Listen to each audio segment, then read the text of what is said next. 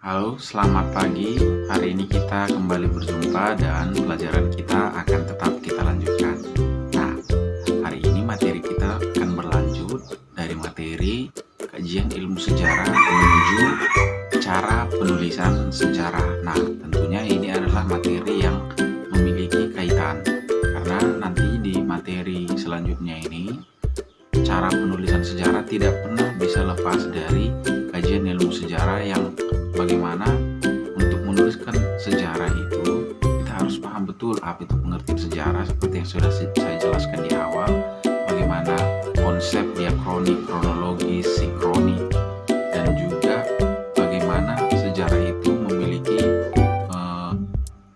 jenis-jenis. Ada sejarah ilmu, ada sejarah peristiwa, ada sejarah sebagai kisah, ada sejarah sebagai seni. Nah, di sini kita akan belajar bagaimana cara penulisan sejarah. Namun, cara penulisan sejarah itu juga terbagi pada dua bagian. Yang pertama, sumber sejarah dan juga teknis penulisan sejarah. Nah, bagaimana dia? Ini kita akan tetap pelajari untuk pelajaran sejarah peminatan. Nah, jadi kita masuk ke judulnya tadi yang saya sebutkan, penelitian dan penulisan sejarah. Nah, terbagi pada dua bagian. Yang pertama itu adalah sumber sejarah, yang pada subbagiannya itu adalah jenis sumber sejarah dan fakta sejarah, dan ini yang akan kita pelajari pada pagi hari ini. Nah, yang kedua dalam materi penelitian dan penulisan sejarah ini adalah penelitian sejarah, yaitu tahap-tahap penelitian sejarah. Nah, itu yang harus kita pahami, apa sih sebenarnya tahap-tahapnya. Nah, ini nanti kemudian di pertemuan selanjutnya. Kalau tahap-tahapnya saya sampaikan sekarang: pemilihan topik, heuristik, verifikasi, interpretasi, historiografi. Nah, itulah kupikir tahap-tahapan dari penelitian sejarah. Nah, sekarang kita masuk ke jenis sumber sejarah. Nah, kalau dikatakan jenis sumber sejarah, tapi sebelum itu kita harus tahu dulu pengertian daripada jenis sumber sejarah itu sendiri.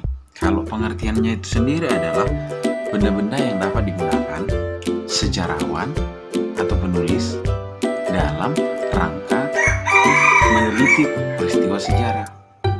Bagi sejarawan, sumber sejarah dianggap sebagai nyawa untuk merekonstruksi peristiwa sejarah.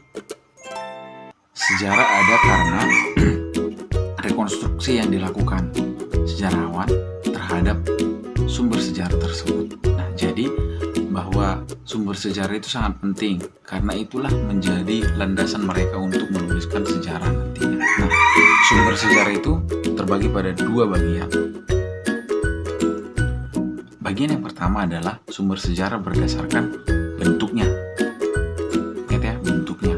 Yang kedua, sumber sejarah berdasarkan penyampaiannya. Nah, kalau dari sisi bentuknya, berarti dari sisi fisik lainnya, itu ada yang dikenal dengan sumber tertulis. Kalau dikatakan sumber tertulis, apalagi itu? Bahwa sumber tertulis itu adalah keterangan tertulis yang berkaitan dengan peristiwa sejarah. Nah, keterangan tertulis yang berkaitan dengan sejarah. Kalau misalnya kalian, saya, sejarah hidup saya, akta lahir, surat Malua, itu keterangan tertulis untuk sejarah hidup saya. Contohnya. Nah, contoh lain misalnya dalam penulisan sejarah adalah laporan, surat kabar, catatan harian, autobiografi. Itu merupakan sumber tertulis. Itu dia, karena dia menjelaskan tentang satu hal. Nah, itu dia dari sisi bentuknya. Ada yang pertama adalah sumber tertulis. Ya, yang kedua itu adalah sumber sejarah, sumber lisan. Nah, sumber lisan itu adalah sesuatu yang didengarkan dari orang atau sering dikatakan sebagai saksi sejarah. Nah, yang ketiga dari sisi bentuknya adalah sumber benda. Sumber benda ini adalah sesuatu yang secara fisik juga ya, secara yang bisa ditampilkan. Itu bisa bangunan, bisa fosil, bisa patung. Nah, gitu ya. Itu semua adalah sumber sejarah dari sisi bendanya. Nah, yang selanjutnya adalah sumber visual, sesuatu yang dilihat. Itu adalah foto, sketsa, ornamen, lukisan, gitu dia. Dan selanjutnya lagi dari sisi bentuknya tadi di awal yang saya katakan adalah sumber audio visual. Audio visual ini sama kayak aku sekarang lagi ngomong sama kalian ini. Bisa ada nampak videonya, ada suaranya, ada gerak-gerakan di dalam video tersebut, gitu ya. Itu contohnya dalam sumber sejarah itu adalah film dokumenter, berita mengenai peristiwa bersejarah, film dokumentasi. Contohnya mungkin sering ya kalian lihat itu, apalagi nanti menuju 17 Agustus akan sering nanti ditampilkan video-video Soekarno misalnya, video-video pada saat detik-detik proklamasi misalnya. Itu semua adalah sumber sejarah.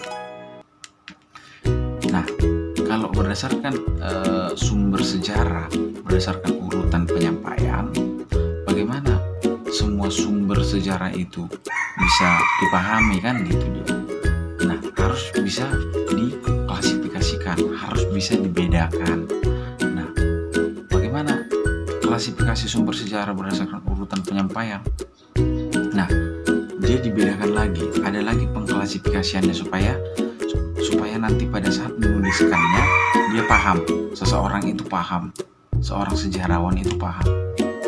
Ada dikategorikan sebagai sumber primer, sekunder, tersier.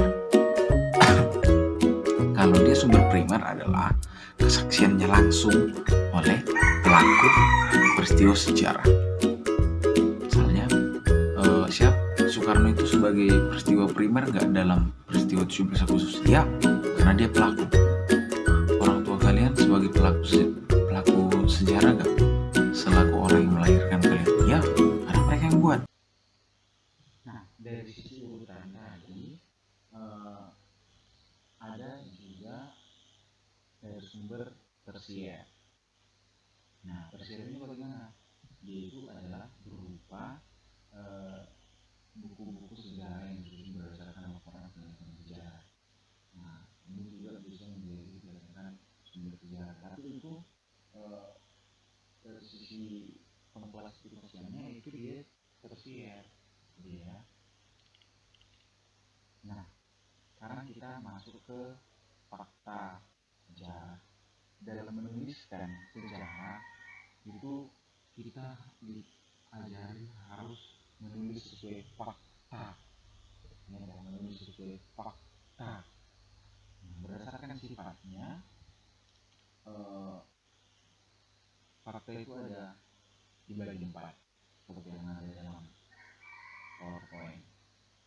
Ada fakta keras, ada fakta luas, ada fakta inferensi, ada opini.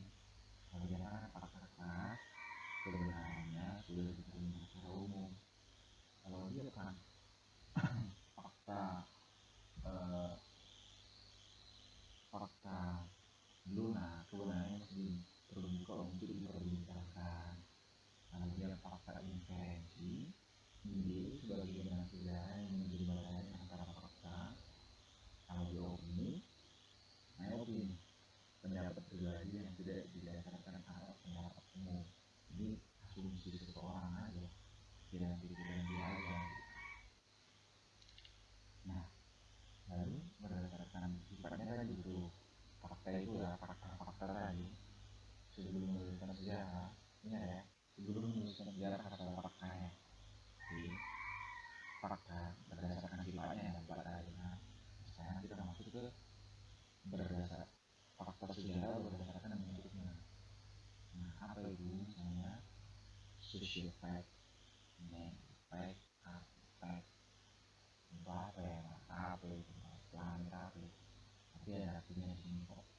Nah, itu adalah menggambarkan keadaan sosial, suasana zaman, dan sistem pemasaran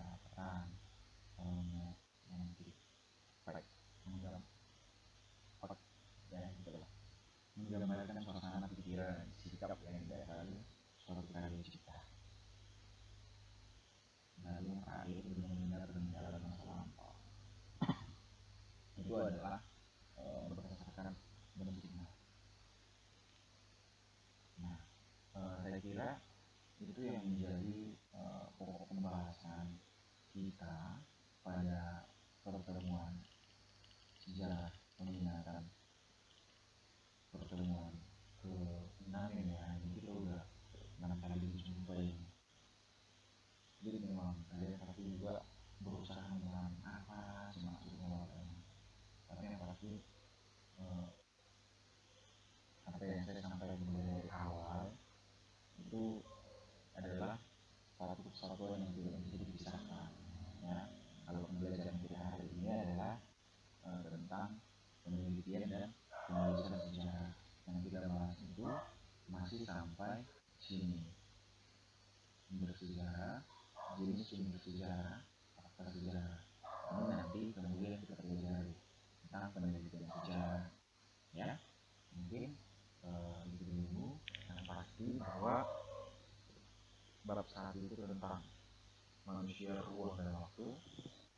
Lalu kajian ilmu sejarah. Sekarang kita penelitian dan penulisan sejarah. Ini semua adalah berkaitan. Dan ingat, siapa yang belajar sejarah sebenarnya harus bisa menulis. Nah, dalam hal ini kita nanti diajari bagaimana menuliskan sejarah ini. Gitu. Ya, tapi pembelajaran hari ini tentang sumber sejarah pada 2 pokok ulangan tadi, jenis sumber sejarah, fakta sejarah sudah telah sampaikan. Nanti akan saya buatkan kuis juga kepada kalian tentang materi yang lama, materi kemarin dan juga materi ini. Ini saja. Selamat pagi, kurang lebih saya minta maaf tapi bisa ditanya secara pribadi ya. Selamat pagi dan salam sehat. Mereka yang